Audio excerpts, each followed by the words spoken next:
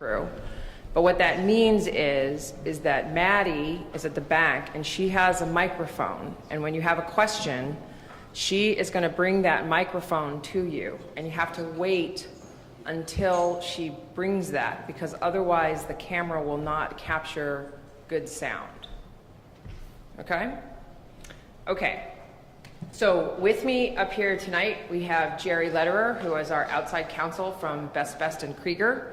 Jerry is actually a resident in Bethesda, and we have Andrew Afflerbach, who is the principal engineer for Columbia, or CTC Energy and Technology, which is a engineering firm based in Kensington and nationally recognized, and Andrew also lives in Bethesda.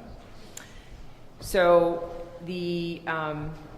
what I want to just let people know is that we will have one more meeting in Rockville in October. The community meeting, this is a way for us to gather information. If there's legislation that is sent to council, there will actually be a public hearing that's held at the council. So I just want to make sure that people are aware of that it's not a hearing and it's not the end of the process. So let me start with 3 facts. The first is the county executive believes that radio frequency emissions is an issue that's worthy of study. And that's why he went to the FCC with Council Vice President Reamer, Representative Raskin, and members from all of our congressional delegation to ask the FCC chairman to complete its 2013 proceeding examining the health effects of radio frequency emissions. The second thing is that federal law says that the county can enforce the FCC rules, but we cannot deny telecom siting requests on the basis of concerns about those RF emissions. And the third thing is that the county may not prohibit the provision of telecom service. So those are kind of the very broad boundaries, but within that, that's really what the county is focused on. This is the 4th community meeting that we've had about this issue because it is challenging and we're interested in gathering information. Small cell antennas, they are coming to Montgomery County. They are coming because consumers consume more mobile data. We have more smartphones, we have more applications, we have more uses. And those uses are occurring not only in our urban areas where you have concentrations of people getting out like in downtown Bethesda or downtown Silver Spring, but you also have more people doing streaming video in their house. You have some people who are starting to look at particularly single people where they may not buy a wireline provider and instead they'll buy a mobile data package. You have more providers offering unlimited data, which is attracting people. And we have more telecommuters, and you have more people who are doing work, not just in traditional offices, but also in their homes. We are getting more small antennas because of technology changes. The technology now is that where for those of you who remember in the mid-90s, we started having deployment of very tall towers. The technology is now that what you want to have is a tall tower and you have smaller ones. And the idea is that just like when you walk into the house with your phone and it knows to switch you over from a network and onto Wi-Fi in your house, for some of these, what they can take is the taller tower and they can know how to switch you to the shorter one. And that makes the network work more efficiently. The other technology changes that are happening is people talk about 5G. 5G is actually a tool, it's a means. There's more spectrum that's coming, but you could use what we currently use for 4G as 5G. The new spectrum that's coming, it's at higher frequencies, it travels shorter distances. So the idea, what you're trying to do is by having the device closer to the antenna, It allows me to reuse that spectrum, and I can use it more efficiently, and I can get more capacity. And we may be getting more towers because of preemptive mandates. There are 13 states that have already prohibited local governments from having authority over siting decisions. There are moves at the FCC to do further preemption.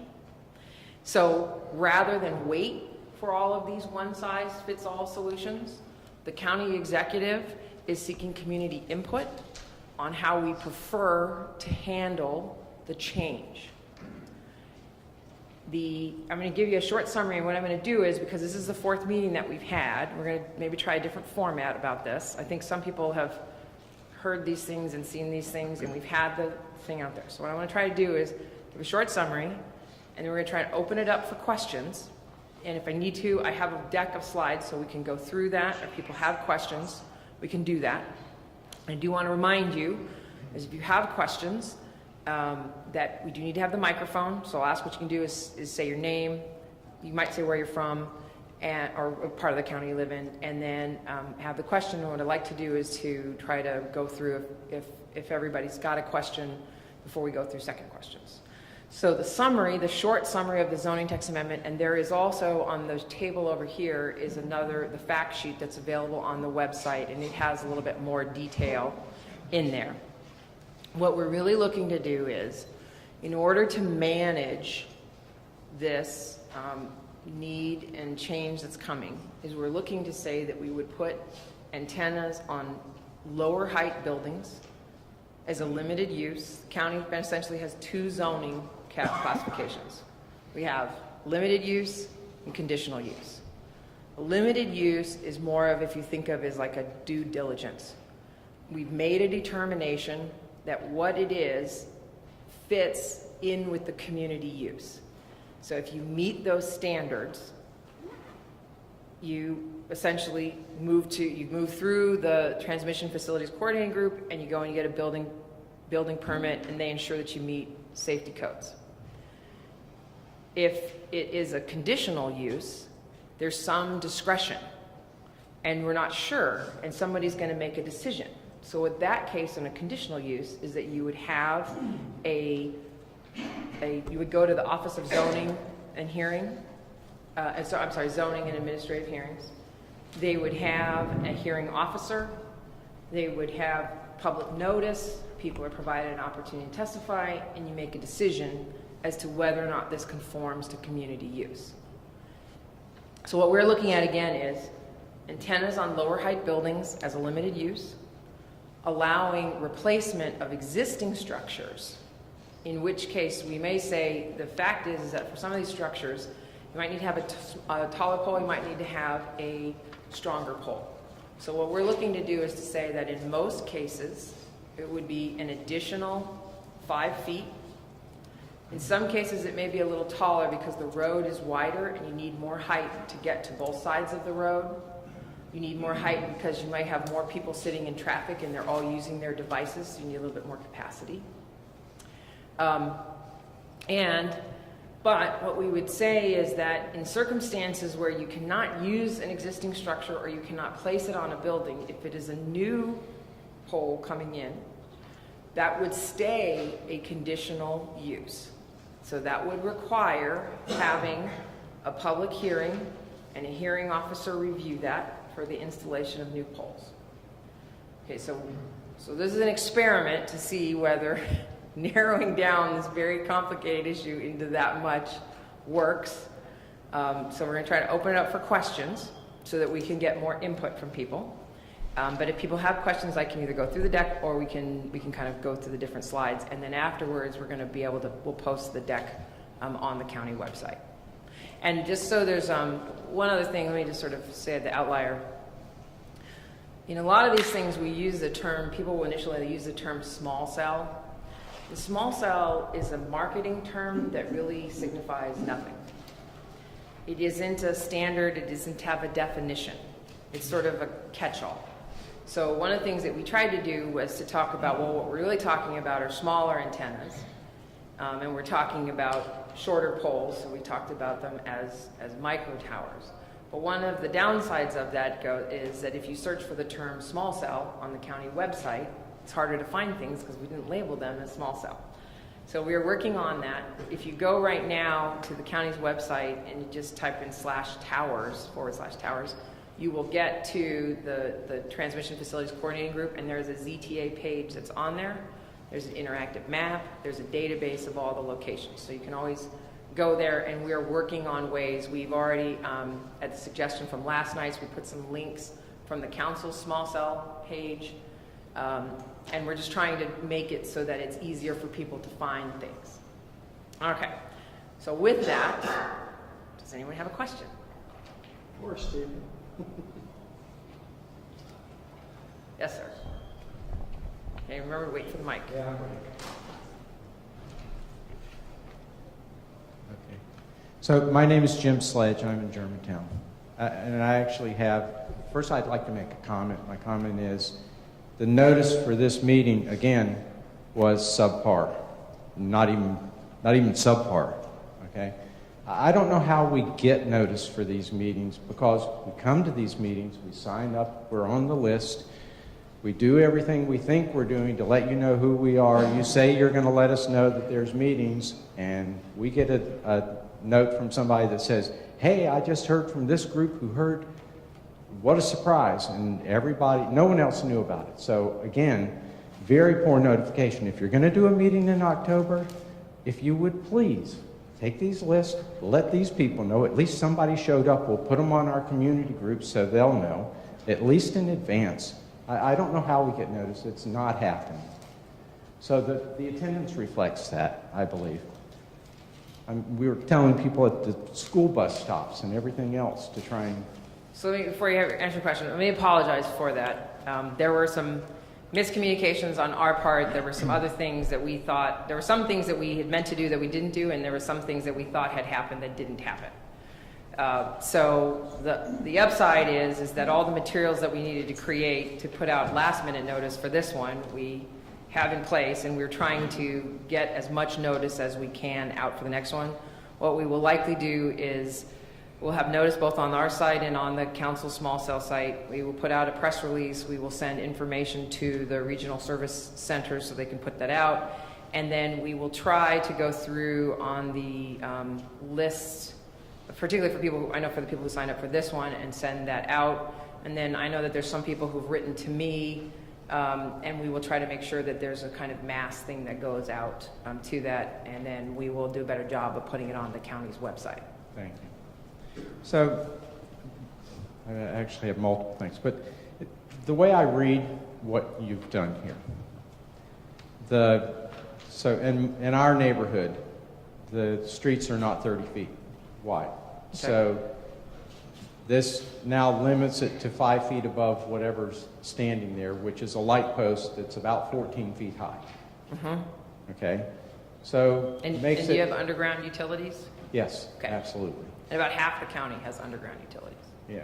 Well, one of the reasons we bought where we bought was mm-hmm. exactly that.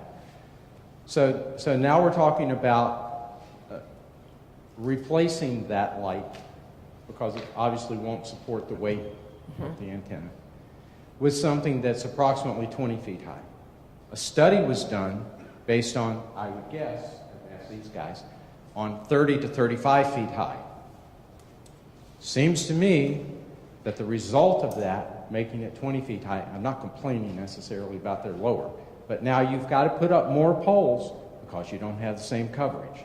I don't even know if the studies that were done based on what they did before are even valid anymore, because they were based on using, I believe, 30 to 35 feet in height in making those measurements. Okay. So I'm not even sure that those studies are valid. Once you do that, you've also changed from 300 feet from a home to now 20 feet from your home is an acceptable, at least according to these new guidelines or zoning, or proposed zoning. Really infringing on person's home at this point. The whole thing seems, we understand technology to a certain degree.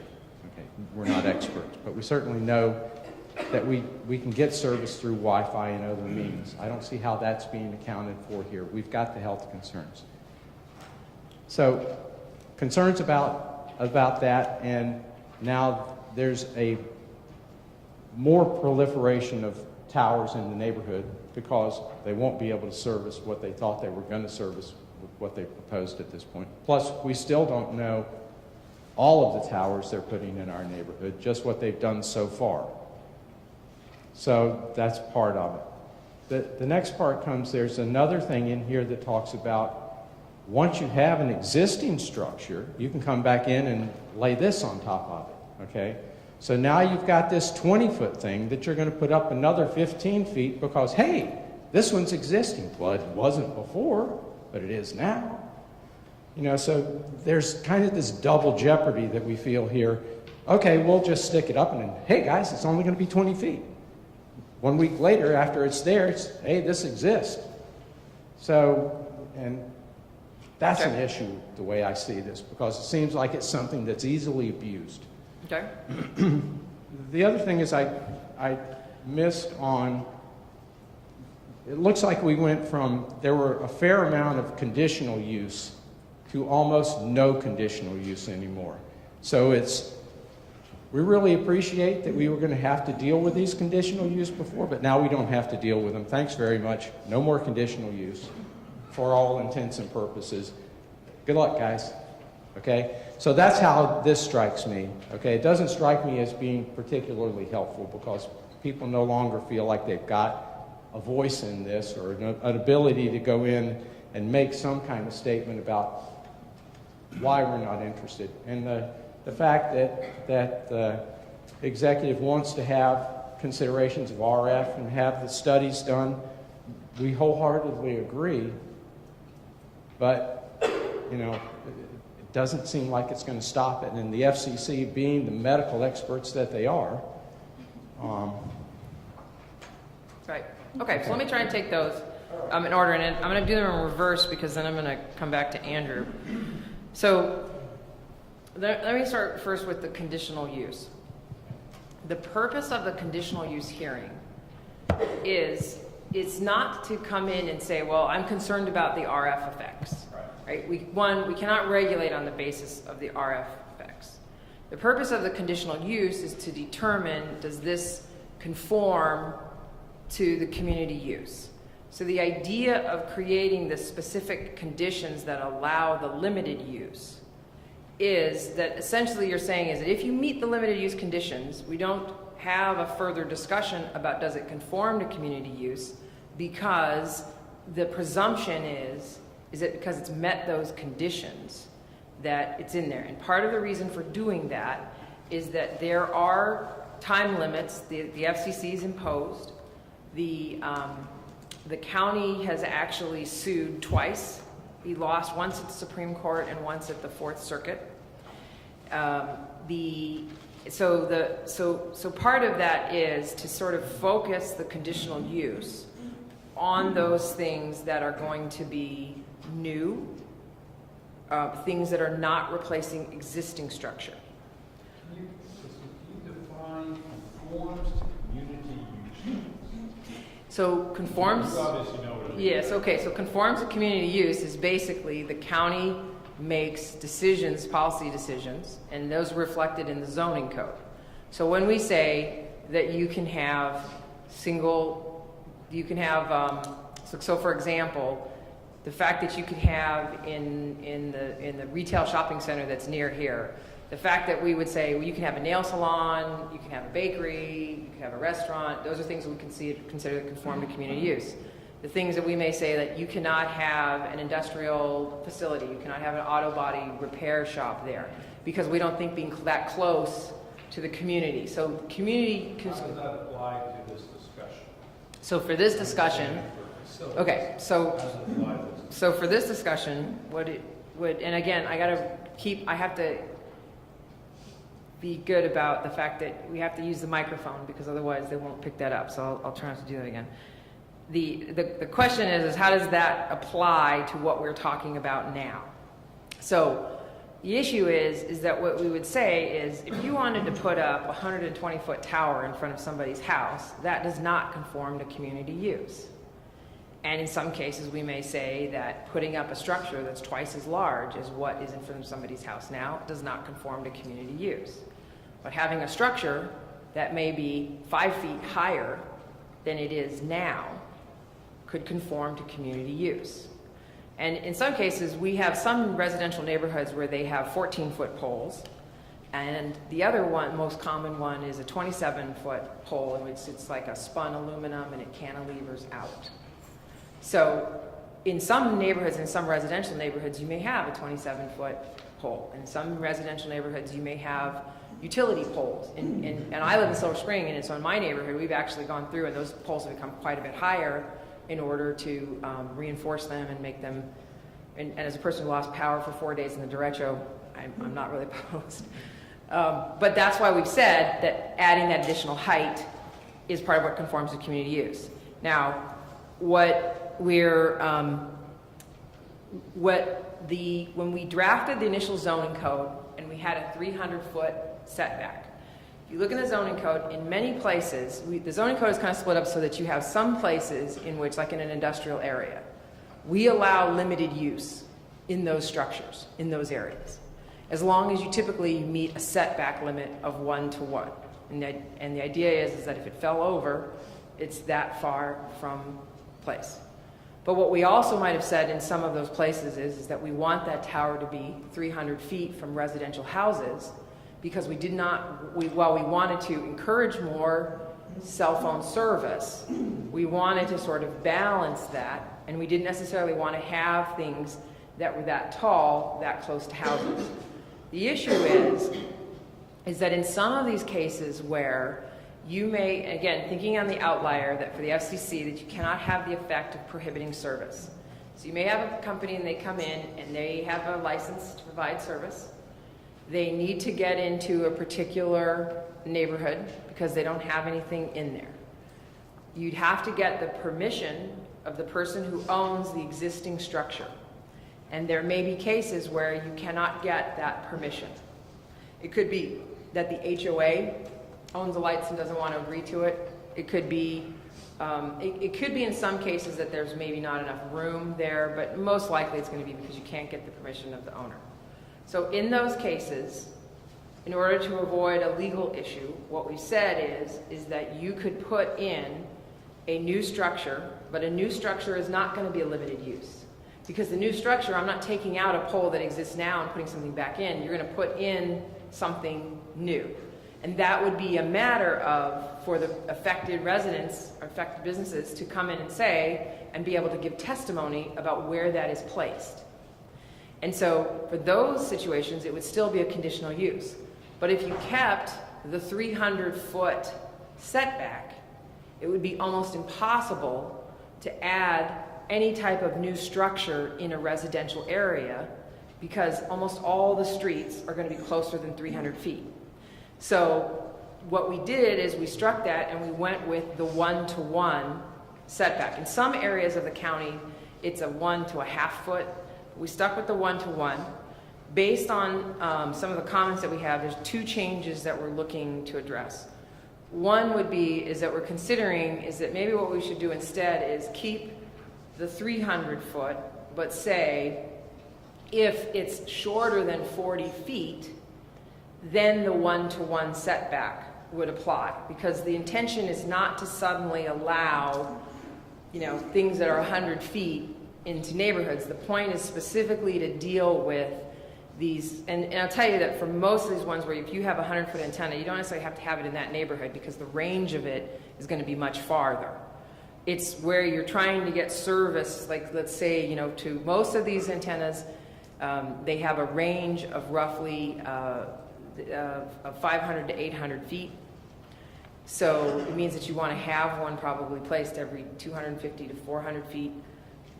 And so it makes a difference of how I need to get into that neighborhood. Let me finish and then with the other parts of the question, and then we'll go and take more questions.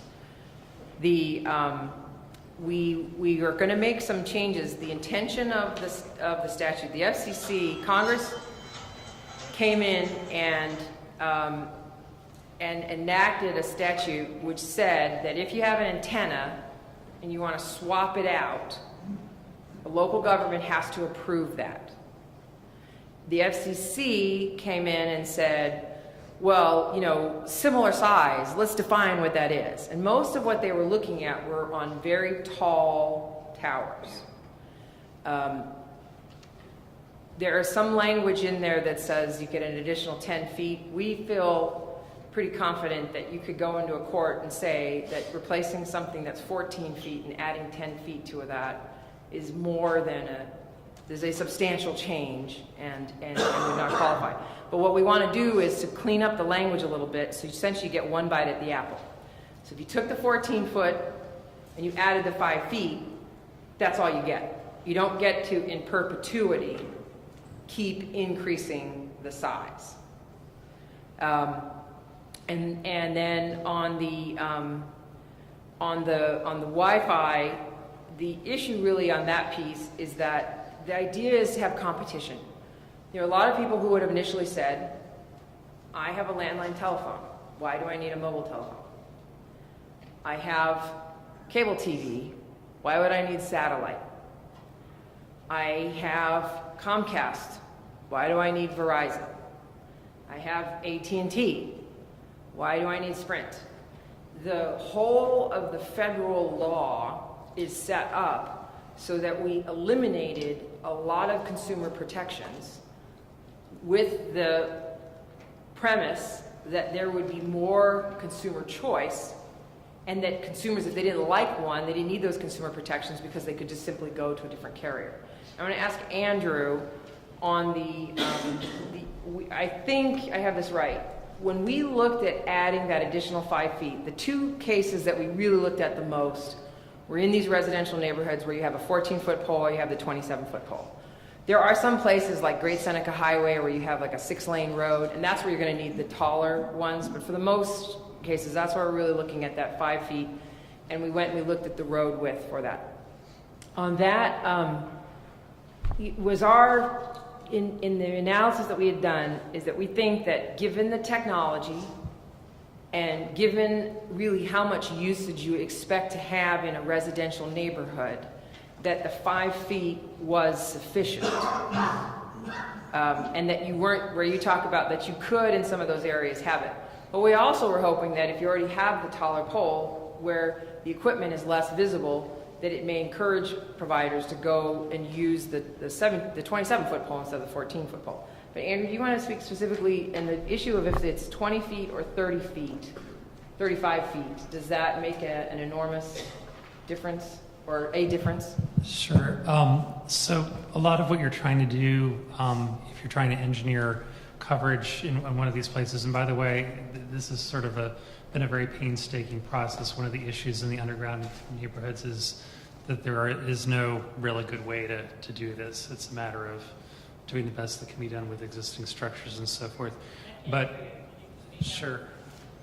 Is this any better? Yes. Okay, so just to preface, this process was not an easy one because there's no ideal way, particularly in a neighborhood where everything is underground and you're just trying to work with what there is to come up with something that attains the purpose of getting this coverage and this sort of thing to work, and without creating something that you don't want to have in your neighborhood. And so it's a difficult thing to come up with, to the point of what you're saying, Mitzi, about the difference between, you said 20 and 30 feet.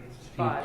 What you're trying to do in these instances is get above clutter, essentially. So moving vehicles or fixed vehicles for that matter, anything that could get in the way between the person using the phone or the device and the antenna, so you have a more or less constant loss and signal and so forth going through that. If you don't have that, what happens is that your phone will start switching back and forth between other devices. The thing wouldn't really work. And so that's the goal at getting to that height. And when you're at that height, the 30 feet, or in the numbers that we've come up with here, the idea is that in each of these settings with the different widths of road and the different levels of traffic and parked vehicles. Sorry. Oh, I'm sorry. The idea, thank you. The idea is that you... He's an engineer, too. I should look out at the audience first. So the idea with these numbers is that you clear that clutter number, and you get to a point where you have a clear shot, and it works. And the reason that you have a variable thing is that if you have different widths and different levels of traffic, you have to gauge the height and so forth to go appropriately with that. So would it be higher than the house? Wait. Sorry? You have the mic. Wait for the mic. Sorry? Would it be taller than houses then? That's what.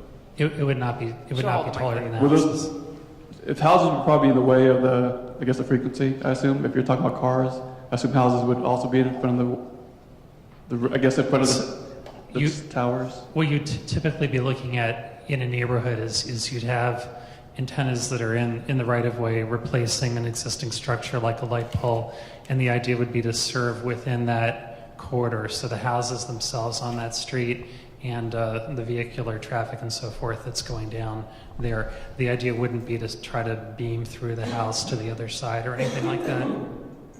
In the case of the residential neighborhood, does that answer your question? Sort of, because I mean, all the streets aren't straight. I mean, you have Sure. streets that turn, you know, I mean, different angles and so Right. forth. So I'm just trying to understand, because you're saying it needs to be higher than a car that could be moving around, parked on the street, or another fixture, a tree. I mean, North Potomac has a ton of trees. Correct. Tall trees, short trees, houses, every which angle. So I'm just trying to figure out if our light poles there, I think light poles in North Potomac is typically 14 feet, possibly. Yeah. So are you talking about maybe 30 feet poles to, I guess, get over those trees? It would vary in the different areas. You don't need, unlike some of the technologies that are really high frequency, the millimeter technologies that Mitzi's talking about, you don't need a perfect line of sight with cellular. I think you know that with your phone. You can go indoors and so forth, and it works. It works somewhat less well, but the idea is you don't want the variability. So you don't want it to be constantly moving vehicular traffic between you and whatever it is that you're trying to connect with. So if you're above that height, you're not in a situation where you've got constant vehicles moving between you and there, and you have more kind of stability of the signal. The other thing You I would... like me there. What's that? I mean, I still don't get it. This one? This picture? Could you identify yourself, please? Just so we have... Oh, Dan. Dan? Dan.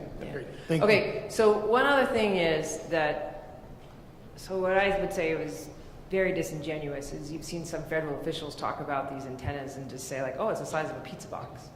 The fact is that in some of those cases is that what you've got is you might have an antenna that's like that. There could be another one, and what they do is they tilt a little bit and they move. They can move a little bit. And that's why sometimes you'll see them that they're inside a canister like that. But that also helps in terms of your coverage and in the network, right? It's not just sort of fixed in one direction. So when you're talking about the curved street. Did you have another question, or did you have your hand up? Mitzi? Yeah. Another question Well, is, hold on one second. Jerry? Yeah, so I just wanted to make sure everyone understood. Mr. Sledge had 3 points. So the first point was the notice. The last point was conditional use, right? But the middle point is something that's really vitally important, and I want to make sure everybody gets it, because he referenced the new law that went into place in 2012. The term of parlance is a 6409. This is the idea of a co-location that can grow that local government cannot deny unless we do some things in the interim. And for folks that want to look it up, it's 47 USC 1455. But so the idea behind part of the impetus behind this proposal is that if we have these wireless devices on property that we, the county, own, we have greater authority to regulate any future growth this automatic growth as a landlord than we do as a regulator. As the landlord, we can say no. It's the piece that was originally deployed is all that you can do. Now, somebody's going to say, yeah, but there are other sections of this that are going to have deployments on property that the county doesn't own. Well, 6409 gives us an additional right, and that is to say that if concealment is a part of your ordinance, if it's a part of your zoning law, and you grant permission for that device to be placed somewhere with a concealment requirement, it cannot automatically grow if that automatic growth defeats the concealment requirement. So again, so the two sort of things that incent us to do something is, one, if we get it on our property, we have greater control. And two, if we don't have it on our property, but we create these new rules for concealment, it gives us greater authority to say no to the automatic growth that you referenced and is a legitimate fear that we should all address. All right, Dan, one more. You actually had a question. Yeah, I'm looking at the map on Montgomery County's website for the towers, and I see North Potomac's blanketed. Is it because we're first phase of it? Is that why? I guess how did they choose North Potomac versus Bethesda, and will it roll out to Bethesda and all the, I guess? Yeah. So the downtown Bethesda, residential Bethesda, Kentlands, for example. So the let me leave it here for a second. So one is what you're seeing is those are applications that we have from us. So one is you've got a case in which there's 4 different carriers, primary. 80% of the antennas that are deployed in the county are for the 4 major carriers. You have neutral, what the people in call neutral hosts. There used to be a time when the carriers came in and they said, well, I want to build my tower, I want to own the tower, I want to own the antenna, I want to do that. And then at some point, the carriers have said, well, maybe I would just like to have somebody else handle all of the land use and things, and I'll just pay some rent to put my equipment up there. So in the North Potomac area, in between, I'll try to pull up the map. And the map is also available. If you go to the county site /towers, there's a map, and the interactive map, and you can turn on different things. In that area, let's see, do we have an internet connection on this? In that area, there's one company, and that's particularly is Crown Castle, and they have a couple providers that they're working for. Those providers have identified that in that area, they have more customers, they have more demand. Now, Donna Barron and I have had some conversations about this. You can speculate. She said, well, a lot of my neighbors, they don't have T-Mobile. And I'm thinking, well, maybe it's because T-Mobile's service isn't that great there and they want to improve their service. There's many reasons, but it's really sort of just, I think it's more of a business case. In some of those areas, it may be that you have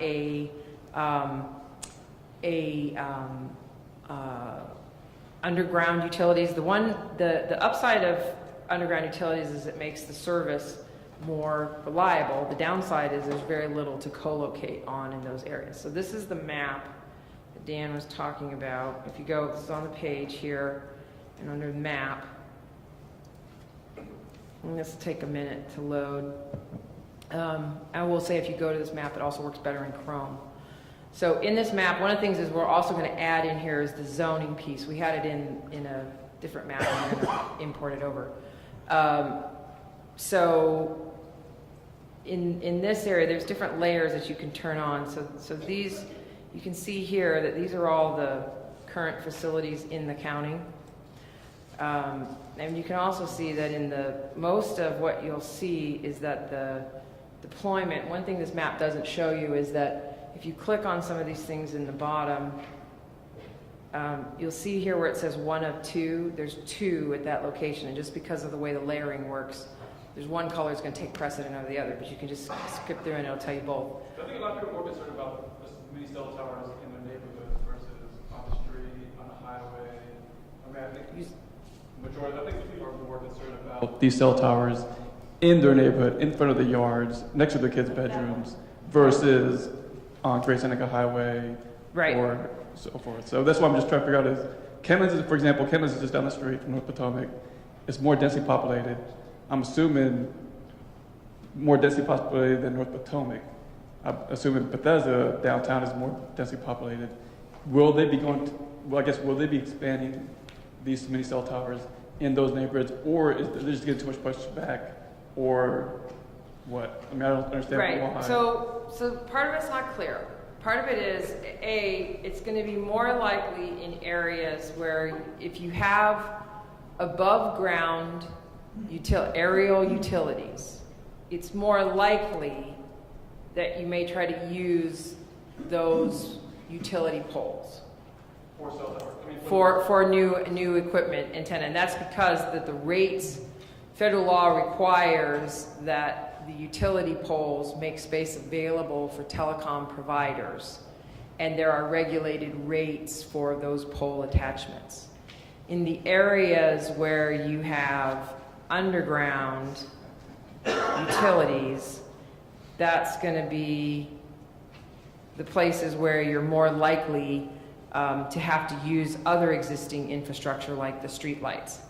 So you're saying that, just to make it clear, eventually those mini cell towers will be going to all of Montgomery County, like Bethesda, Yeah. for example, on existing structures, if they have existing structures? Yeah, so it's going to follow. Let me show you. So for Mitz, yeah. I don't think it's an engineer. Okay. Yeah. Just so you were there have been applications in. Can you hear me okay, by the way? No. How about this? Try Jerry's. Okay. How about this? Is that just me? Hello. There you go. Okay. Maybe I should just speak up. Okay, Dan, just so you were there have been applications in downtown Bethesda, kind of mixed, because that's what the neighborhood is like. It's mixed residential, commercial. Also in Tacoma Park, there have been some that are actually in the residential area that were considered last month. So it is all over the place, and I believe the main impetus is where the carriers seem to think that their capacity need is greater. So like in this, we used this slide last week. So like this is showing you can see it's a mix in downtown Silver Spring where you're having network capacity. And one of the things to think about is it's like your car. When the check engine light comes on and you get to a certain point, you try to take care of it. You don't wait until the thing breaks down. And what you're going to see is that unlike in the past, where when you had good coverage or bad coverage, it was like, do I have a dropped call or not? What you're likely to see in areas where you have a lot of capacity, and sometimes that capacity only happens at peak times, is that you'll have things slow down. So you might have a page, but the page loads, but the pictures take a while to load. Or you have video that buffers for a longer time, or just sort of takes longer. So those are the kinds of things as people trying to stay ahead of the demand. This was actually T-Mobile looking at their actual growth of usage in Montgomery County, and this is for mobility. And particularly in the Germantown area, you can see the blue dots are places where they're looking to place new things, and the red is where they think that they have the most need and new demand for coverage. Could I just ask one question, Dan, or clarifying? It's clear that it's not the county that's choosing where the towers go or the technology that's used. It's the county that's reviewing the applications of the carriers. I may be misreading your question, but it sounds as if you're worried that the county may be going to your neighborhood or other neighborhoods before it goes to, folks who you may feel are more connected, right? I just want to make very clear to you that, and if I've got that wrong, please accept my apology. But I just wanted to make it very clear to you that the county doesn't choose where the applications come in. We get to choose and review them once they're in. I understand that part. I'm just Okay, curious. It seems like they're targeting North Potomac first. are they planning to expand to Bethesda? And if so, or other parts of Montgomery County where more affluent, maybe residential areas are, where they might complain more or be more outspoken. Right. And Well, okay. prohibit that versus So let just me sort targeting. of address that. I know that we're- Yes, we have. Yes, so part of the issue on the map is it's kind of showing you what's there, and there are companies that are kind of in a holding pattern waiting to see what the county is going to do on the zoning ordinance. Yes, just like they're going in Up County, there are many applications. There are other providers in which the primary place they want to go is downtown Silver Spring and Bethesda. The issue is out in Potomac. It's that if you have these very large estates and you have fewer subscribers, they start to look a lot more like the Ag Reserve, which has fewer places out there. And so it tends to be that it's the demand, it's how many people do I have in an area. So chances are, if you have relatively dense upscale housing, there will be a lot of demand to go into those neighborhoods because you'll have people who will buy a lot of services.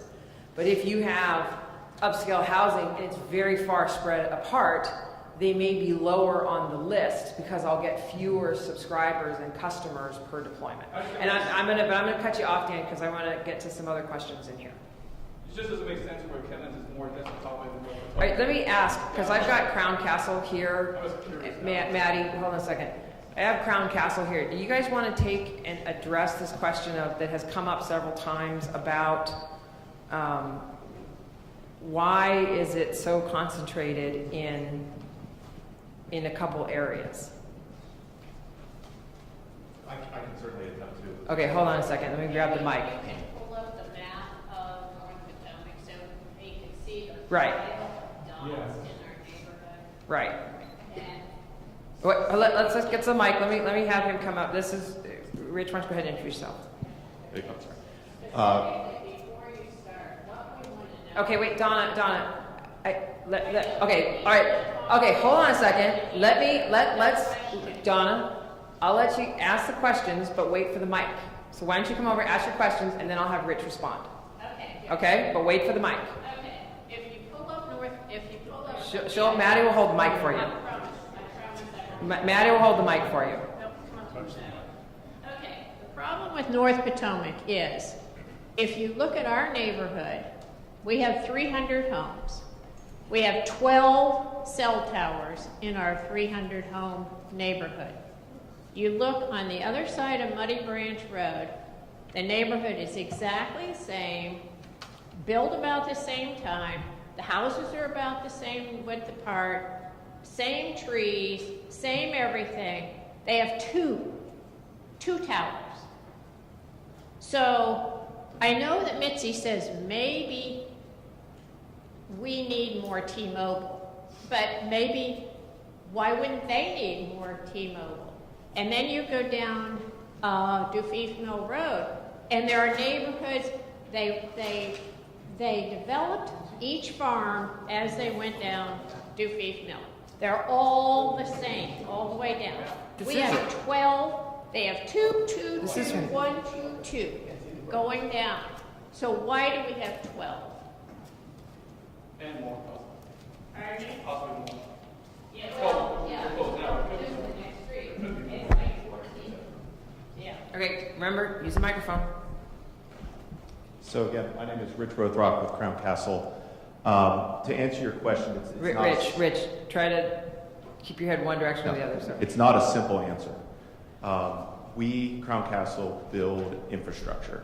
And building infrastructure, we build with an anchor tenant. So we have been contracted by wireless carriers to build out a network where they have identified a need. That need can be based on coverage, meaning there's not adequate coverage in the area, or capacity, meaning their network is experiencing difficulty in handling the volume of users that are attempting to connect to that network. Two neighborhoods that are exactly the same. Varsity is 12. Okay, so the question is, That doesn't make sense. okay, so the issue is Make that, sense. Just make sense. I don't want to hear any more gibberish. okay. Make sense. Okay, so the question does come up is that if you look in this map, Oh, wait, I'm on the wrong, am I not? That's German. Hold on. Is, can you, sorry, I'm looking at this on the screen. Is there a reason why it's not showing up there?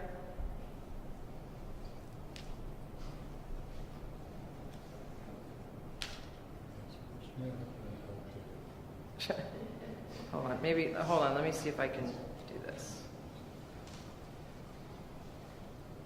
There we go, okay. Oh, there we go. Sorry, I'm looking at it, it's right there. And I'm looking at it. You're like, it's not on there.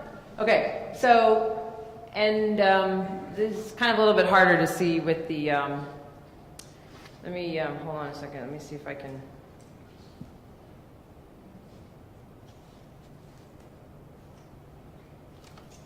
It's a little better. Okay, so the question that's there is, if you look in these neighborhoods, they seem similar. They have underground utilities. The houses are similar. So what people are trying to understand, and we've had back and forth about this. Crown Castle is a builder, and their client are the telecom providers. What we don't really understand is why is it that there's so much concentration. And one thing I will show you is, just give me a moment here.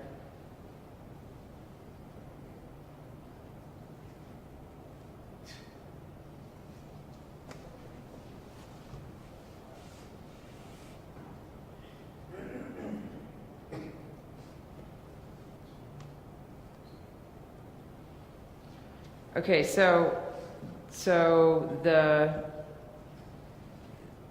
in this area, there's a lot that are already, the pink is T-Mobile and the red is Verizon. So they have some that are already in there. And these applications, which we tried to do, is the pink looking circles is where T-Mobile would like to add more, and the red are where Verizon would like to add more. Yeah. Can I clarify? So first, can I ask a question of you? The squares that you have depicted, those are all the small cell or DAS facilities, correct? They're not including the macros. They're anything that's already existing. So like if you click on this one is on a street light. Okay.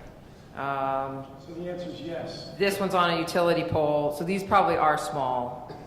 So the majority of what you're seeing on that map that are existing are in fact small cells. And as Mitzi mentioned earlier, those small cells cover a very finite area, about a 250 to 500 foot radius around that facility. So if you were to draw a circle around each one of those facilities, you would see that there'd be very little or any overlap. And what the remainder of those facilities will enable us to do is to provide a blanket of coverage over the entirety of the neighborhood. What is a little difficult to differentiate here is where the existing taller macro facilities, the towers, may exist. So those are actually, you're on the wooden poles? Yeah. Those are actually the small cells. So those only cover a 250 to 500 foot radius. No, down 3 feet, no, much taller. Yeah, so this one down here that they're looking at the bottom, that would be a tower. That's a tower. That's correct. a tower. I don't think we can zoom in enough. So it looks like exactly, those are facilities that are located on overhead transmission lines. Okay, that's a perfect picture. Look at the neighborhood just above all those green circles, and you'll see another neighborhood exactly like ours. Okay, so the question is, The one over to the left there, exactly like ours, and they have none. They have none. So they don't need anything? That's not an answer that, or question that I can answer. We only are building facilities where our tenants have identified a need. And that's not to say that those neighborhoods do not have a need, but there's prioritization that goes into a deployment. so Donna, let me, and we can look at that. I will say, we don't have a great answer as to why some of it is going in one spot versus another. We don't necessarily know. Oh, we're going to have another. Why don't you introduce yourself? So I'm JD McCluskey. I'm the RF manager for Crown Castle. The RF manager for Crown Castle. So Yeah, so he's the RF Yes. manager, the radio So frequency manager. for I work Comcast. with the carrier's engineers and with CTC if they need prop maps or things like that on the carrier's behalf to help them with their design, right? Most of the information is given to us from them. Now, the instance here where you say Who's the them? Most of the information is given to us from them. from like the carriers. No, Yeah. you talked to engineers and then you said carriers. I just want to make sure. Okay. So engineer to engineer, right? A lot of the analysis that they do is either going to be coverage based or capacity based, what Rich had said. So for instance, Mitzi, you're talking about the neighborhood to the northwest, correct? At the top of the point. So I think what So- we're looking at is this, Yeah. so this neighborhood here. Is that- And on the other side of the creek, which is an interesting thing, is even if you looked at where all the existing ones are, these other small cells. So I can't speak to the specifics of this design, but what I can say from an RF perspective, and keep me honest, is that a tower in the pink square at the Up very here? north? Yes. A That- monopole, yes. that is a tower. That is a 161-foot monopole. And there's two carriers on it, correct? It says T-Mobile and, Yes, there is another carrier. Verizon. So, from that monopole, depending on the height, depending on what it is, depending on the frequency utilized, there's low band frequencies. They tend to travel further and farther distances and through clutter better than your high band or mid band frequencies. Sprint PCS is a spectrum. It's 1.9 gigahertz. AWS is a spectrum. It's 2.1 gigahertz. If you've seen the LTE commercials that came out a couple years ago, and they mentioned the 700 megahertz that rolled out, that's a frequency block, a channel that the carriers implement. The low band off that tower probably provides some coverage to those neighborhoods, but that really dense clutter by that river or the creek, that area may be blocking that. Okay, all right, wait, so let's not, okay, but let me sort of, maybe let's boil this down a little. I think- It's an RF environment. Right, okay, The so- carriers do their analysis from their data Right. and from their coverage maps and use that statistics and look at that to ensure that the network is functional. Okay, so in this case, at least for the carriers coming in, the explanation is, or at least the supposition is, this is a relatively tall tower over here. This is a relatively tall tower over here. And let's just look and see. This one here is we don't have the height in that one. Look at all the pink ones right now. Right, but what he's trying to say, and again, these guys are they're looking at engineering studies. What they're looking at is their supposition is this is at a relatively tall, at a 161-foot tower. Donna, let me say what this is. We have to Donna, please. From an engineering perspective, and I think Andrew can weigh in on this as well, where you had part of the reason why you wanted to have these towers initially be at higher heights, as you mentioned earlier, is that the taller it is, the farther it goes. At some point, you have things that either obstruct it, you have things that absorb that signal. So the supposition here may be that because you have an antenna at a tall height here, and you have a frequency that carries very far, for the use right now, these houses in this neighborhood may be well served. But once you get to Donna, please, once you get to an area where you have a large concentration here in this creek, and you're trying to serve this other one, it may be that this is not sufficient to reach over here. And that may be why you have two providers who have looked to fill in a particular area. I will say this for Montgomery County. Topography makes a difference. Are you at the top of the hill or the bottom of the hill? Trees make an enormous difference. So that you can have areas, it's just the same reason why some people have the same service provider and some people, their signal works well in their house, And some people feel like they have to go out to their driveway in order to get the thing used. Why not put those 200-foot towers in the middle of the parks instead of in front of people's houses? Okay, well, we have a question up here. I'll answer that, but we have a question up front. So the county has tried in many instances to go and put and allow where it made sense to allow some of these larger towers. But the issue is, it's the way that has changed is when we initially rolled out these things in the mid-90s, most people not even everybody had them. They certainly didn't have two. They use them for voice. Using it for data takes up much more bandwidth. We didn't have people streaming Netflix and looking at it on their phones.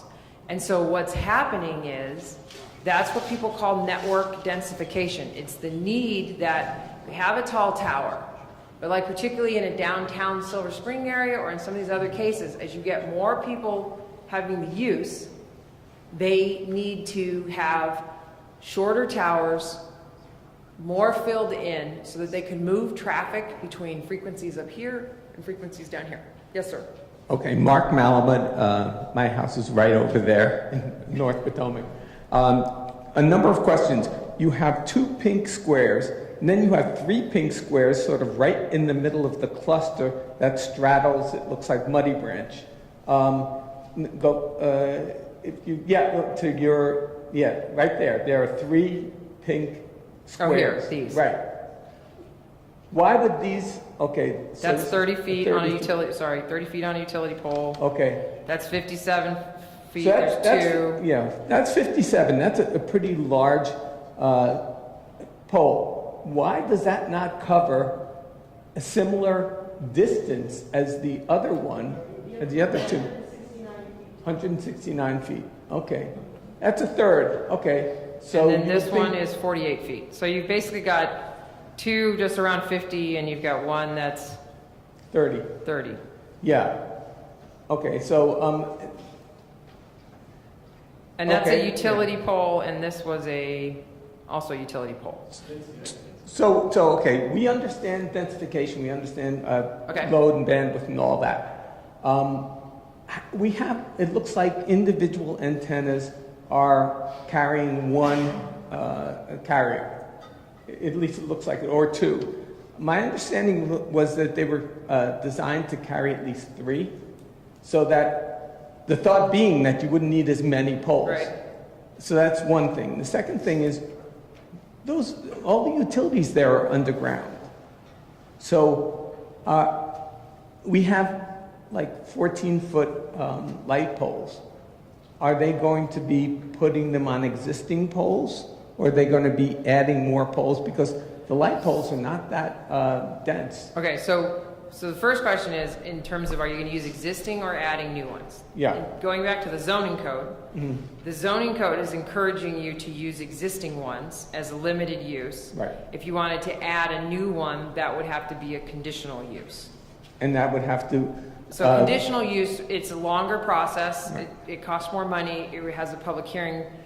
And because you're putting something that's not already there in. Right? So the idea is that you're trying to encourage not having a proliferation of new poles, but to actually see how we can efficiently use the existing one. On the issue about, in some cases, like, so for example, for Crown Castle, which is looking to have serve multiple entities, they will put in equipment that has the capacity to serve more than 1 carrier, and in most cases 3. One issue is that the more carriers you have, the larger the equipment. So part of why we picked certain of those sizes so that we could encourage co-location and you wouldn't have to have more. And in particular in Crown Castle's case, the equipment that they install, when they have a new provider come in, it should not increase the size of the equipment. Essentially, you're going to put up a cabinet, and then inside the cabinet, I got room for 1, 2, and 3, but I don't have to put up 3 cabinets. There are some other carriers in which they would like to have one that's just for themselves. And the challenge for us is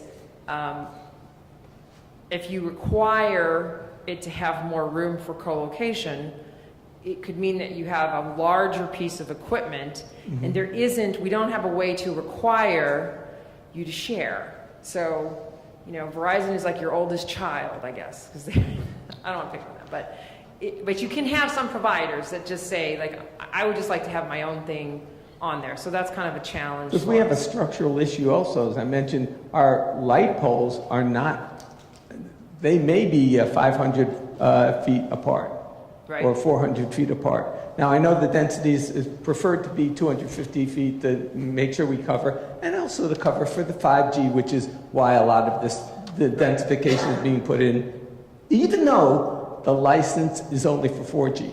So these are being installed under a license for 4G with the intention of being amped up for 5G. Okay, so let me sort of address on the piece of it, and Sprint's actually a good example. Okay, because Sprint has actually in some cases come in and swapped out their antennas 4 or 5 times.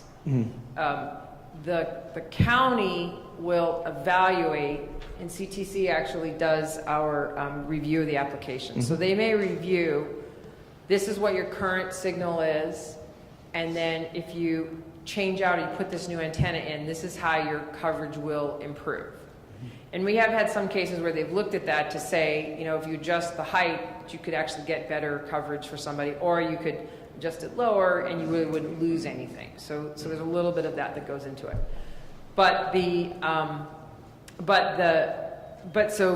We don't license to say, we do say, like, we're allowing you to put up this piece of equipment. We do not say we allow you to do it based on this spectrum or those things. The county's not getting into that. When the carrier may acquire new spectrum, and the reason why I mentioned Sprint is some of you remember that Sprint was there, then they merged with Nextel, then they went to, I think it was WiMAX, then they had, and somebody said the acronym, I don't remember. Each of those different standards, at some point, there was probably some business incentive for them to say, I want to have the most efficient piece of equipment that I can have.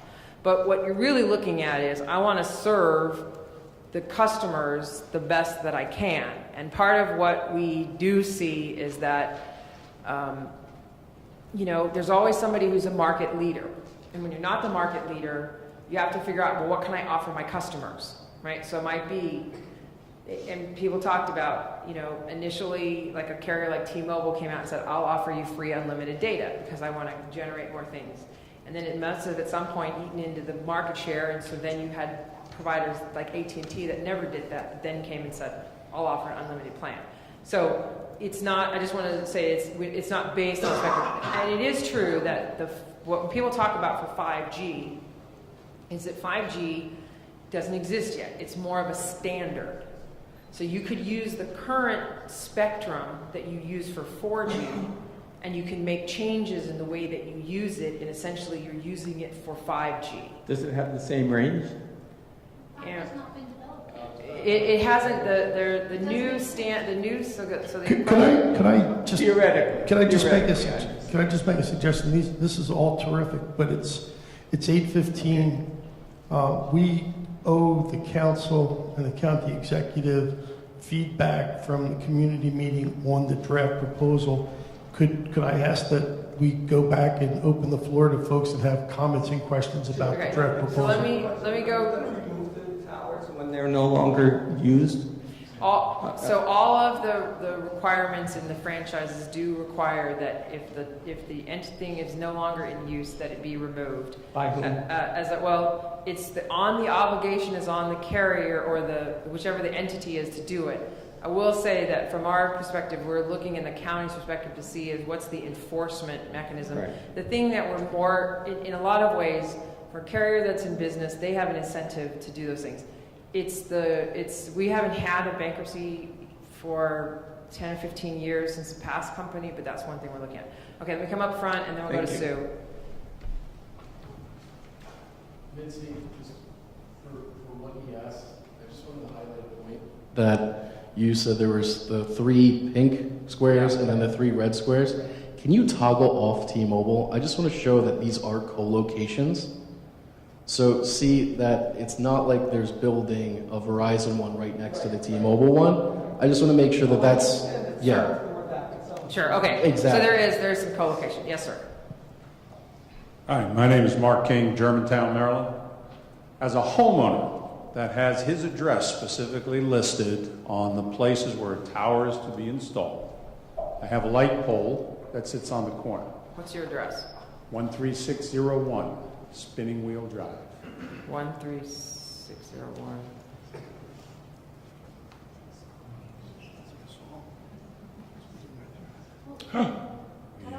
Ta-da!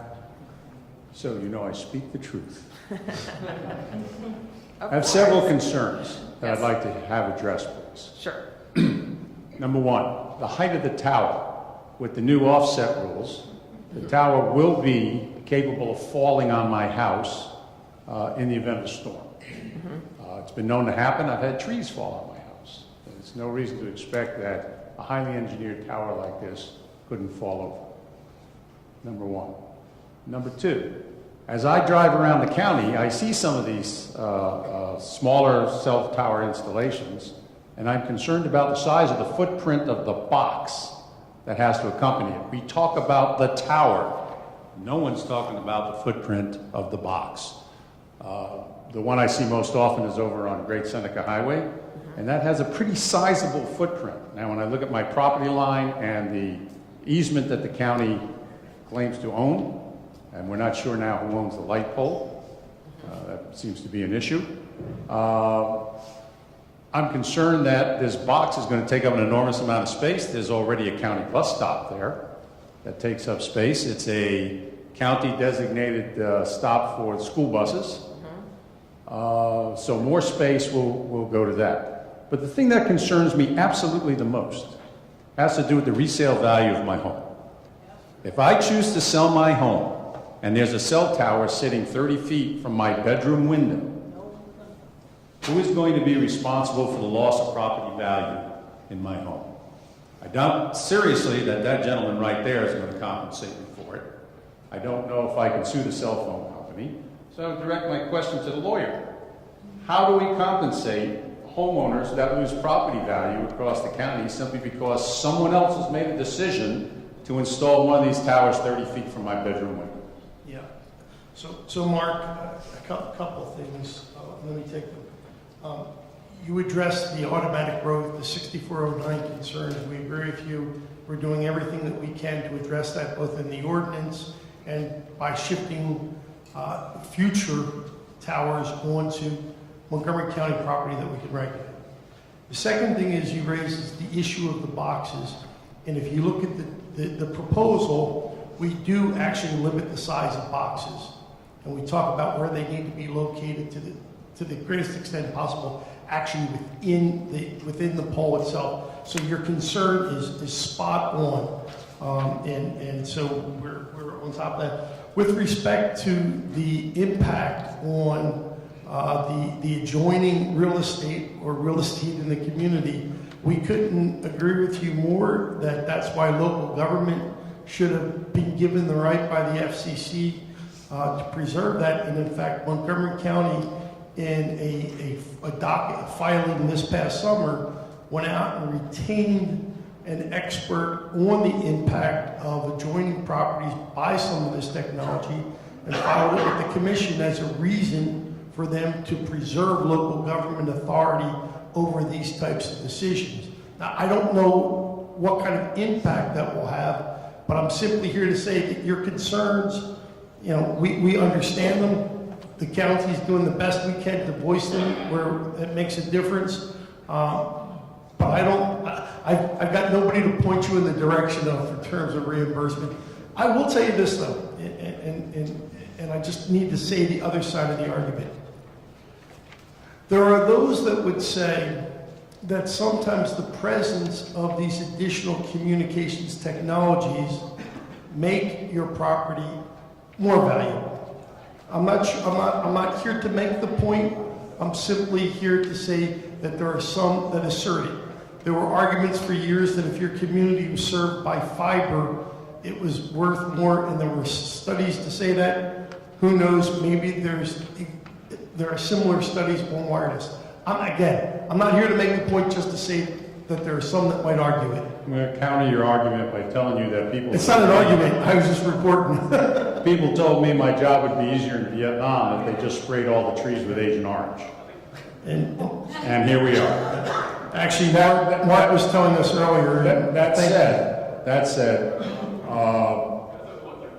I live in a neighborhood where great care was taken by Verizon when they put in the fiber optics to bury those deep in the ground.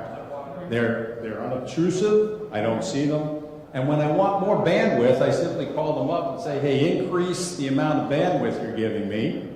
It's running through my Wi-Fi in my home. I suspect that everybody in my neighborhood is probably in the same situation. Right. Okay, my telephone runs through it, my Wi-Fi runs through it. I run every device that I own, including 6 iPads, 2 cell phones, and 2 desk computers. Yes. Never a problem. Tell me again why that tower needs to be 30 feet from my home. So, a couple things. One is that there are many competing different types of technology. There are some folks who would say, Comcast came by your home. Why do I need to have my yard dug up so that I can have another option?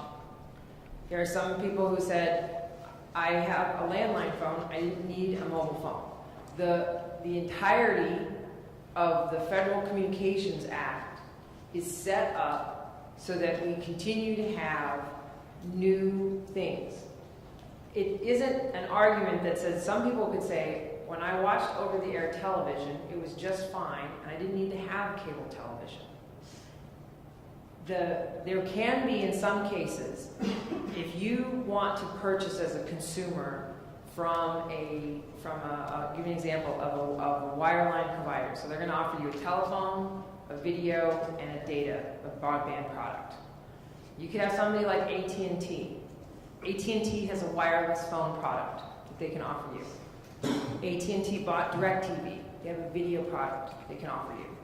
If they have an antenna there, they now have a broadband product that will rival the wireline that you have. At least that's their intention. Or I don't know if that's their intention, but that's at least a concept. For some folks who want to buy just the internet from a wireline provider, what they find is that the cost of buying it could be that it's $70 to buy the internet and it's $80 if I want the TV.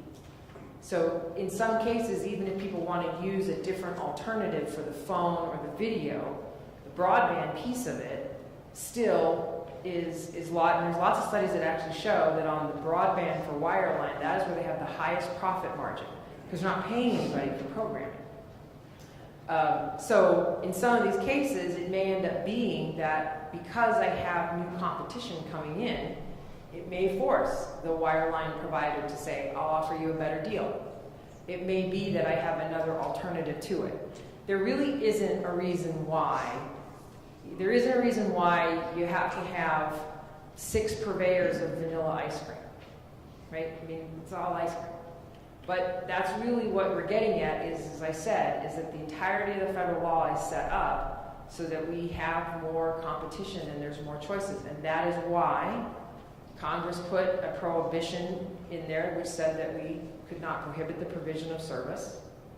And that is why we're seeing some of this reaction. So again, what we're trying to do is find a way to manage it and to not have some company come in and just simply preempt it, but to maintain a little bit of control over that. I'm going to go to Sue in the interest of time. Sue President from Silver Spring. First, following up on Mark's and this gentleman's question earlier concerning the issue of limited use versus conditional use. You talked about higher poles being authorized for limited use simply because they were higher poles and that meeting the community standard. But isn't merely the more obtrusive antennas and, as Mark pointed out, the much more intrusive equipment, some of which don't even fit inside the poles, a reason that those would fall under conditional use. My other question is, how would the county executive ZTA impact FiberNet and the Ultra Montgomery programs and their opportunities to engage with the industry? So let me take the last one first. So FiberNet is the county's communications network. It's roughly 650 miles of fiber, and it connects all of our schools, county buildings, HOC buildings, Montgomery College, and we use that for almost all the communications that happen in the county. In most cases, for these changes, there's very little impact to FiberNet for them.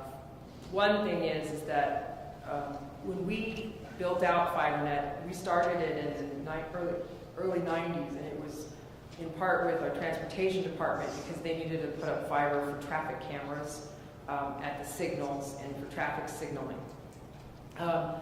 So we don't have a lot of spare fiber capacity. When we first built it out, we put in 24 strands of fiber, and people thought, oh, you're never going to use that much. Now people routinely, we build 216 count, the industry builds over 400. We don't have a lot of spare capacity to provide to these providers, and these providers are looking for, in some of these cases, dark fiber to connect some of these poles, and we don't really have much of that. On the Ultra Montgomery program, that program, which I run, is designed to support and ensure that all the businesses that we have in the county have access to as much reliable, high-speed broadband services as they need. The fact that we can make broadband available to more businesses and that we can ensure that as we have more businesses with telecommuters, that they have better service, that's generally good for the county in attracting a new workforce, but there really isn't any other financial or other component. It's simply that it's in line with the idea that the county wants to continue to grow jobs in the county. And when you look at, one of the things when I started doing that program is what you start to learn is, people talk about the cloud, it's odd that there's so much of, and you probably have the same thing in your daily life, there's so much of what people do that depends on having access to the internet. And the odd thing I found for a lot of companies is it's their communications network. So all of their files, their Rolodex of clients, those don't exist in their office. They sit at a data center or someplace else. We have companies like AstraZeneca and other folks in the county who they don't have a meeting with 12 of their salespeople sitting around the table. They're using video conferencing and other things like that. So to the extent that the county remains at and I'll tell you, in the DC area, what we compete against is the district and Arlington, I would say, for the most part. As you age out a little bit and you start to have kids, I think we compete more against Fairfax. So the more amenities, there's a reason why we sort of looked at those things is a positive. On the other piece of the size, and the size and the conditional use, what we're trying to do is, let me show you a slide here. I moved it in front. Okay. Here. This is showing you the 13 states that enacted legislation in the past 2 years to preempt local government siting of towers. The two that you see in yellow, in Ohio, it was overturned because it was part of a pet shop bill, and they said it violated the single subject. And in California, it's passed both houses, but the governor has until October 15th to decide whether or not he wants to sign that or veto it.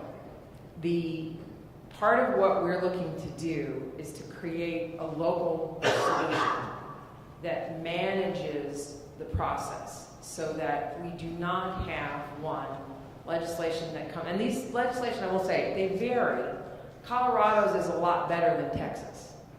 But what you'll see is that they typically come in and say, well, you can't say no.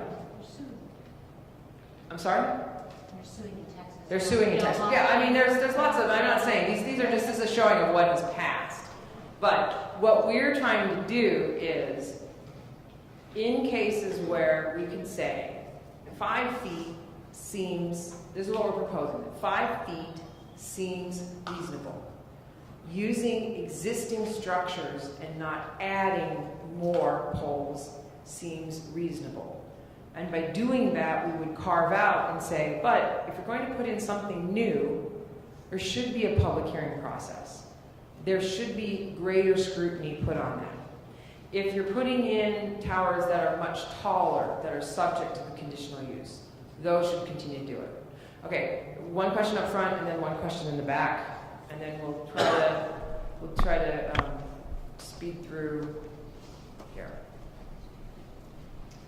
Thank you. My name is Kate Keel. I have a few comments and then questions, and it's sort of not as organized as I'd like to be. The first thing is you talk about the committee here recognizes that EMFs could be hazardous, could be a problem for health. And then you had the third fact, which is that we cannot stop the telecom. We cannot, as a community, stop it. So my question is, we're kind of accepting the landscape that industry gives us. They say there's a demand, a public demand for more data. But that's a premise that is not necessarily true. The public doesn't even know what these data demands are going to be. They don't know that these data demands are sensors, are robots, are connecting every single thing from plant waters to pills to rectal thermometers to diapers. The public doesn't know that that's what the infrastructure is being put in for.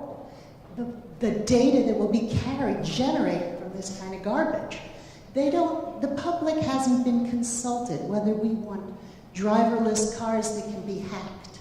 The public hasn't been consulted whether they don't know that all of these things that are going to generate data are going to be collecting data on us that will be used for targeted marketing, will be used for surveillance and law enforcement.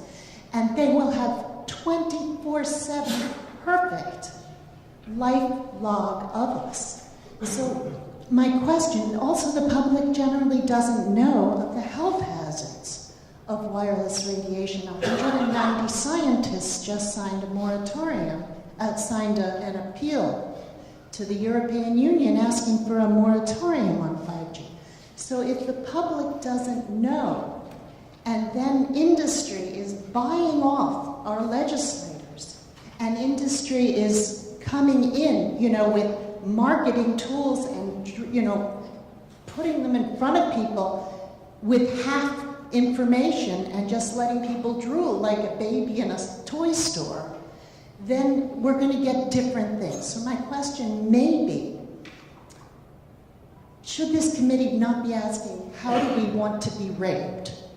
But instead, should they be asking, what can we do to educate the people of Montgomery County to understand the full implications of their data and their health so that they can make an informed decision? Also, given these three facts, fact 1 and fact 3, there really is another way of working around this, acknowledging both of those, which is to re-educate the public and have a kind of a different, the vast majority of communications and internet be wired, fiber. So anytime you're in an office, anytime you're at home, you have a wired connection to the internet. You can use Wi-Fi if you want or not, whatever, but it's wired, fiber to your home, cable to your home.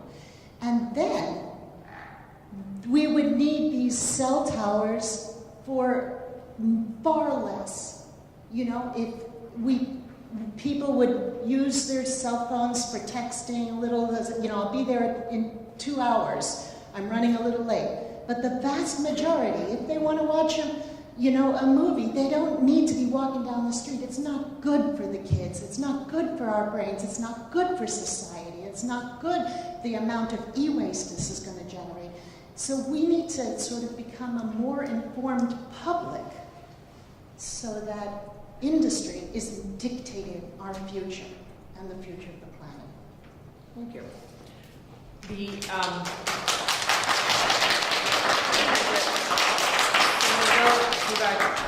I think that on the issue about understanding data privacy, what happens when you use those things, that is a fair point. There are a lot of organizations, and there is a lot more from a consumer standpoint of having people understand, and understanding that if you're using the GPS on your phone, what's my ability to simply say, if you can go on Google Maps and say this is all the places that you went. So I think that's a fair point for people to understand when you use technology, what are the implications of that. On the point about the health effects, again, on that piece of it, the county executive has said that the Congress designated the FCC to be the body that addresses that. The FCC itself has said we're not the experts on it, and the experts they would consult are largely in this county. That is why the county executive has essentially said it doesn't matter that it's hard, it's your job. It's your job to actually, Congress put you and made you responsible for it. The GAO came and said you need to update your standards. The FCC opened a proceeding. And, for an agency that's looking at the fact that we may take 90 days and suggest that it should be down to 60 days, I would say, well, you have a thing that's sitting out there for 4 years. And I agree with you that it creates a distrust in our government institutions when you don't do your job. Okay, question in the back, and then I got a question over here, one in the back over here. Hello, my name is Paul. I'm a resident of Germantown, Maryland. I just had a RF question for the gentleman from Crown Communications and one for the county lawyer. So the tower photos that you show, those monopoles, the ones that are 14 feet above the ground, the ones with the tall black canisters, can you guys tell me how much RF energy emits out of those, typically? 10 watts, 25, 50, depending on the radius it transmits? Yeah, let me grab, actually I have to stand up and... Normal small cell architecture is somewhere between 5 and 40 watts. 5 to 40? 5 to 40 watts. Okay. All right. Just, Mitzi, one other point is the antennas that you see on a normal macro also have much higher gain compared to these antennas, similar to the antennas like in your house that boost like a Wi-Fi signal or your television. So when you look up at a tower, it may not look like it, but a lot of those antennas are 9, 10, 12 feet tall, and they have very, very, very high gain. These antennas are 2 to 4 feet, so that's why we say it's somewhere between 5 and 40 watts with some gain on the antenna, but nowhere near the power that you would see from a macro tower. Could you tell folks what that is? I mean, what is the, so you said 5 to 40 for a small cell. What's the output of a macro tower? Because I think it's the one thing that we haven't talked about, that there are benefits of going to micros, small cells, if RF is an issue for you. So most macro base stations are somewhere between, they start at 40 and they can go up to 90 watts. If you get into AM, FM, it could be a kilowatt transmitter, it depends, because you have AM, broadcast, FM, digital television. I mean, there's a lot of RF sources that are out there that aren't just for communications, well, cellular communication. Again, I can't speak on the exact macros. I don't know if CTC, if you guys have some specifications from some that have been deployed here on the gains of those kind of antennas. But what I will say, and the best way to kind of describe that is when we talk about this kind of power, what kind of power do you get out of these systems, right? Out of your antennas. So In a traditional environment, and we'll talk about bars for a second, right? So when you have 5 bars on your cell phone, normally that's neg 30 dBm. I'm not going to try to teach dBm to watts and convert everything. But how that translates is the RF power that you're receiving at about 5 bars full service is 0.000001 watt. As you move further away from the tower, maybe you drop down to 1 bar, or you're in an area of poor coverage.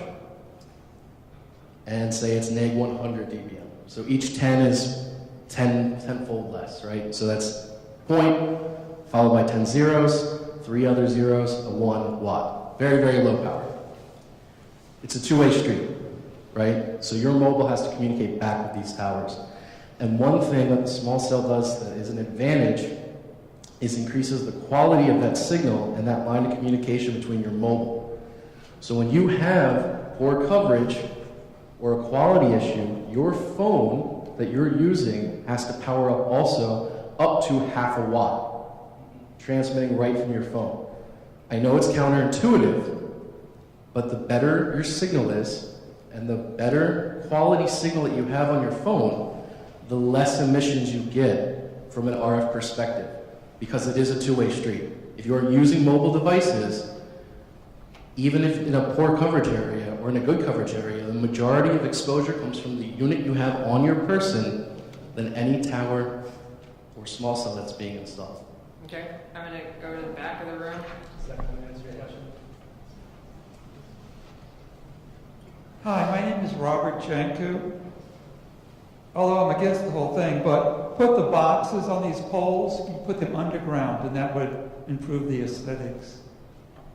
So the issue on the underground for putting the boxes underground is twofold.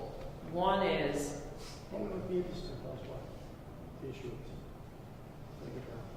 Sure, Rich.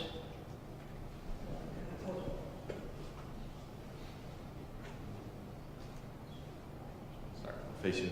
So in general, all of the pieces of equipment that we're deploying on the towers have to be cooled. They actually generate heat as they operate.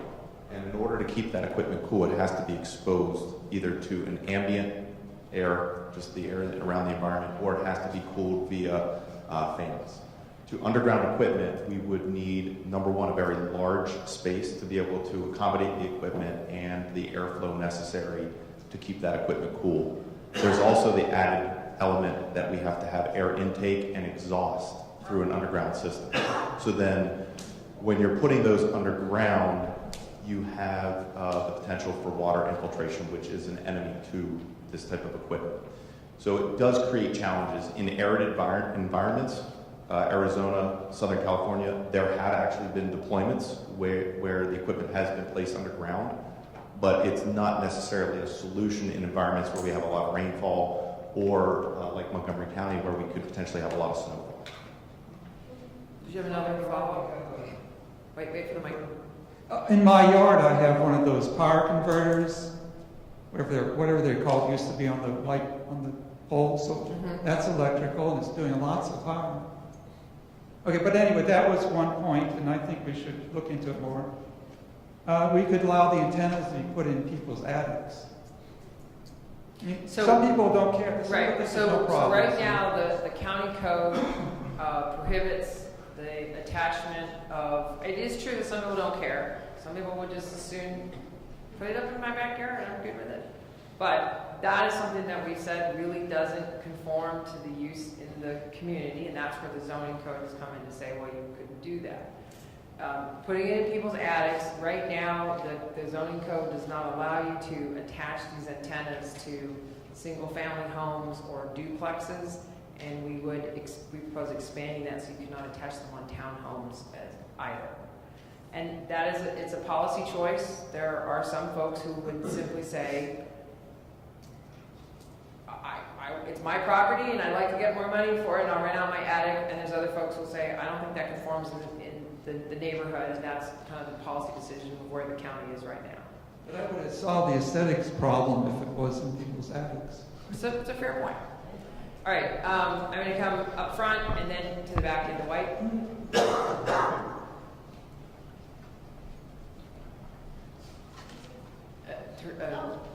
Theodora.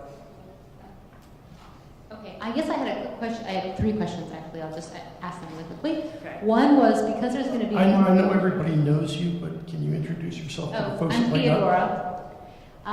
One is that these are going to require more electricity. Will there be added load on the lines, and how will that affect the magnetic fields that are both underground and, of course, above ground? And I didn't know if that had been assessed and addressed, because that is an important question I have. There are some communities where there are underground power lines, but actually the magnetic fields are quite high because of the way the grid is working.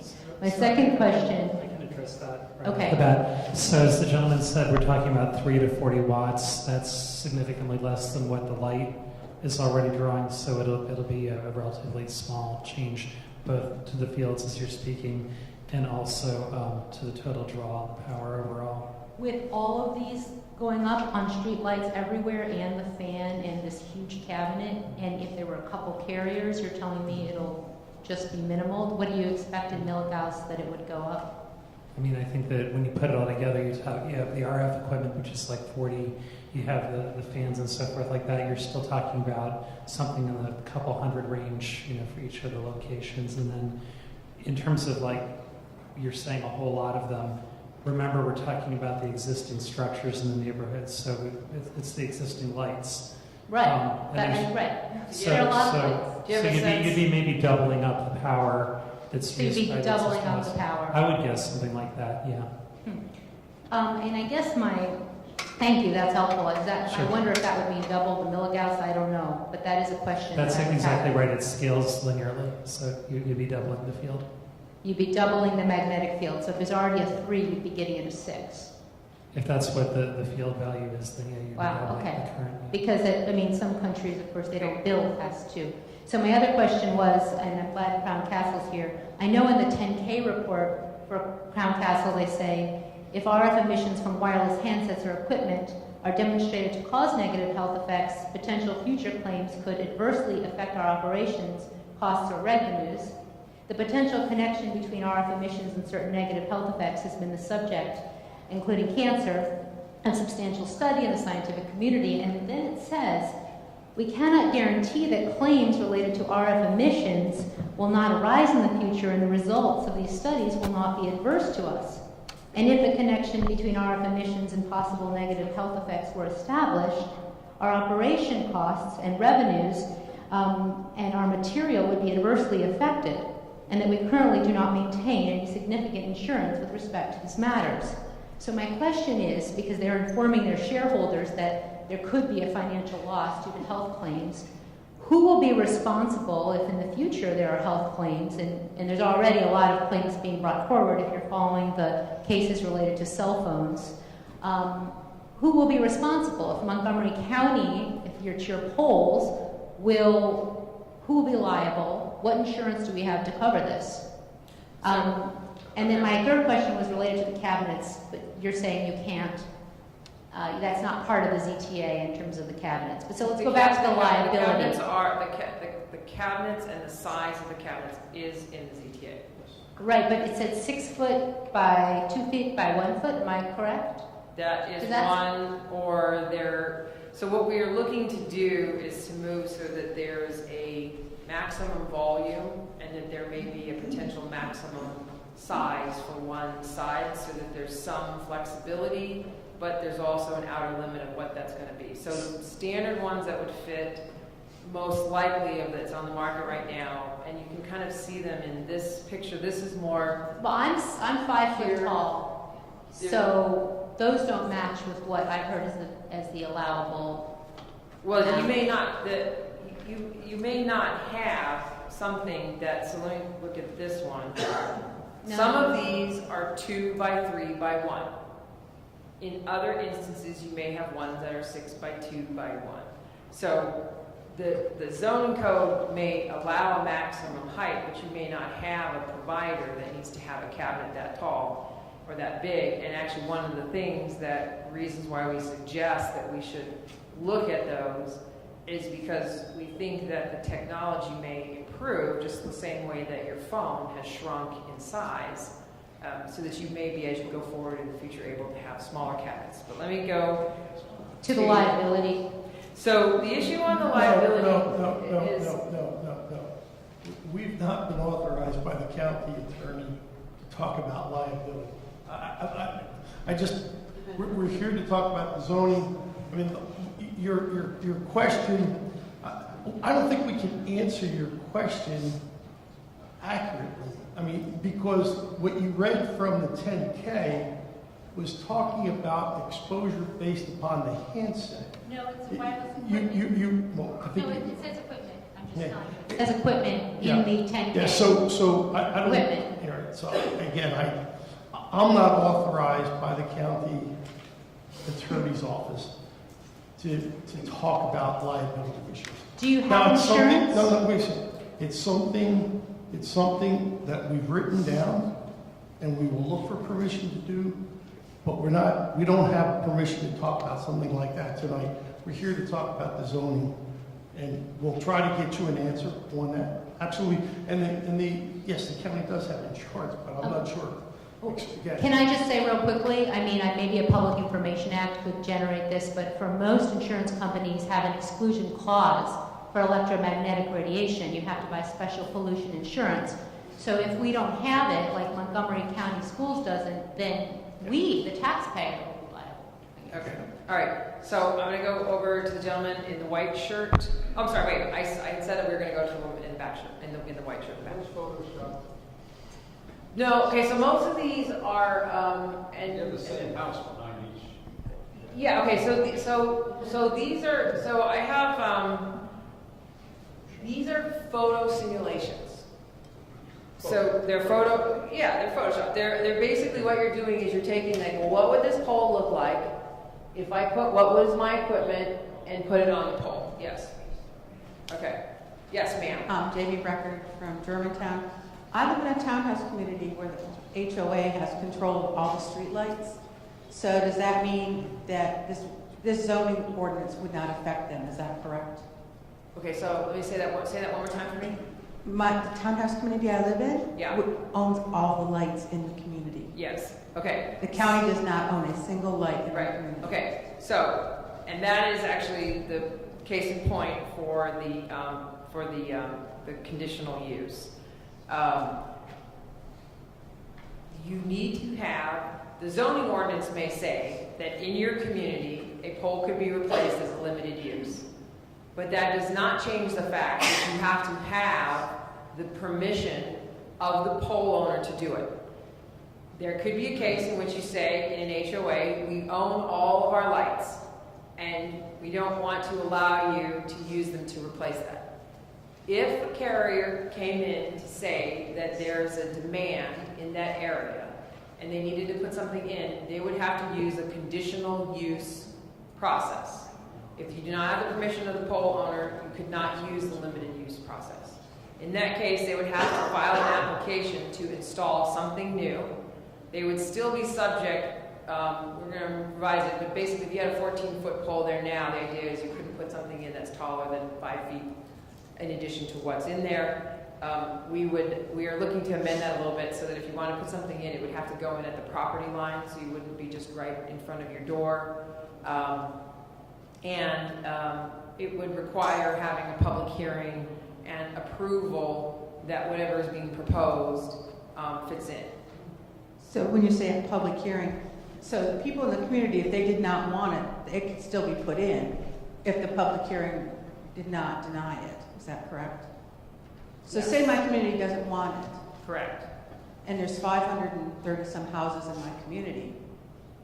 So the county could just still give them the zoning permit? Well, so this is where you have to look at. So the example may be that I want to. So in some cases where you have a building, the zoning process is the same. I want to put in a retail store on the corner. I want to establish together a liquor license. The county code sort of sets out broad parameters, and within that, there's a review and a hearing examiner would look at it. I assume that some of the things they might look at might be to see how much does it improve coverage, is there a need? They might take a look at those. But the code essentially would say that it could be allowed, but there's a decision. So I can't say what, I mean, that's the whole point of having the decision process, is it could go either way. Okay, I think we have time for one last question, and this woman in the black, you had a question? Yeah. And you get the, hold on for the mic, and I think you get the last question.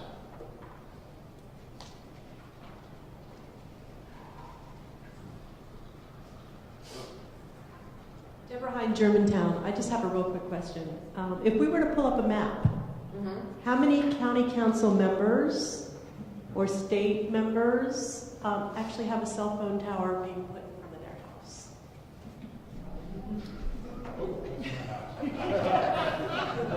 Well, I don't know. There's a lot of open seats. You know, I don't know the answer. These are actually the street lights that you can see on there. Honestly, I'll tell you that we took the county executive down to the FCC, and one of the commissioners is Commissioner O'Reilly. And the first thing he said to us in the meeting is, I have a pole right in front of my house. So, does he have a pole or does he have a cell tower? I have a pole in front of my house too. He has a pole with antenna and equipment right in front of his house. Which of his two days? Well, you know, I can't now, speak is his that. house? But Is his house the close issue to is, I with the added height to his antenna. I if mean, that antenna honestly, falls, is it going to fall on his house? I will tell you that when we were in the meeting, and you know, you want to talk about preserving community use, I mean, it was a little bit off-putting that the first thing that 1 of 5 votes that the FCC said is, I got one in front of my house. So people just got to live with it. My concern is, and this is an actual incident that happened, yes, I am lucky the tower that's going to probably go in our neighborhood is not next to my house. However, I have a Verizon box that was put in our yard, at which point Verizon didn't put the box in properly and caused a fall on my property. Okay, huh? Somebody a fall on the property. Luckily, it was me that fell through the Verizon box. It took me 3 days to get in touch with Verizon for them first to come out and fix it. 2, when they finally saw what the problem was, oh, did things change. However, the box is broken again. Do you think I could get Verizon to come out and replace the lid of the box before somebody else falls through the box on my property? Which means who's going to be sued? Yeah, well, Me. So my point is, again, with these towers, if that tower comes down and ruins a house, who's responsible for fixing the house? Because originally, if it fell, it wouldn't hit the house. So that's the point. Okay, so one is I'd actually encourage you to call 311 because the cable office will actually help you. Oh, we've called 311, we've called lots of places, and the box is still broken. Okay, Thank you for that. Just give me your address afterwards. Let me try to help you with that one particular problem. And again, there are, you know, taking Jerry's admonition, these are not, there's lots of case law that looks at things like when a driver runs into a pole and the pole hits and does things. These are kinds of established matters as to who's liable for what. Does it change by the fact of if there's other equipment on the pole? Does it change? So these are things that, frankly, you know, we can go back and look at specific things, but hypotheticals. There's lots of case law in which they've looked to see who's responsible for that, and the law is pretty clear about assigning based on certain sets of facts who is responsible for that. Deborah, earlier you heard me mention that one of our goals is to try to have as many of these devices on county property as we possibly can, simply because as the landlord, we can make demands of the carrier that we can't make as a regulator. For instance, I've done deals for other communities on small cells where they're on municipal property and there are indemnification requirements, there are insurance requirements, there are inspection requirements, there's the visual look, a number of the things that we might not be able to do if we were simply wearing our regulatory hat. So to answer your question, if it's on one of our poles that falls over and damages a home, we would contemplate that would be covered under the agreement that is that we have with the carrier, and there would probably be some sort of a performance bond or some sort of surety so that the money would be readily available. So those are the types of real concerns that we're having these community meetings to hear, because those are the types of things that we want to take back and say that these are reasonable, we can anticipate them, let's address them. So I have a real quick question though. If you go back to the site in Germantown, especially in front of Mark's house. I'm telling you, this computer's going to restart itself in 2 minutes. That's okay. So we can, it was the Germantown picture that you had up. There is a field. There's basically a county property. So if you look at Germantown, there's a park property that kind of surrounds our neighborhood. Instead of putting all these small cell towers up, wouldn't it make more sense to go into someplace like Black Hills, where there are no properties?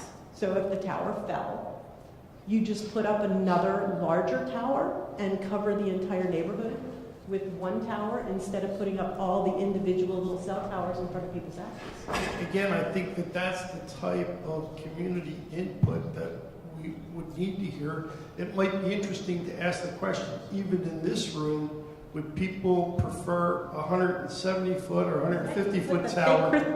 Put the fake Christmas tree thing up.